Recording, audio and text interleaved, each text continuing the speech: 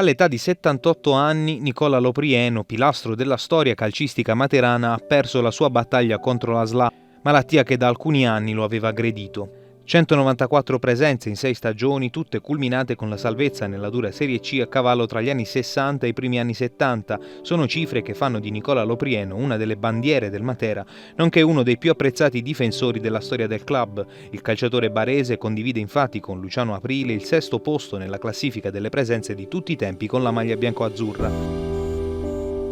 Arcigno difensore ricordato per la tenacia e la grinta tali da risultare insuperabile nei contrasti e negli 1 contro 1. Giocava con i calzettoni abbassati, fatto abbastanza inusuale all'epoca, ed era dotato di una buona velocità che sfruttava per marcare gli avversari più svelti quando veniva chiamato all'incarico di Angelo Custode. Non di rado la sua velocità gli consentiva anche, una volta recuperata la palla, di avventurarsi in discese che seminavano scompiglio nella retroguardia avversaria.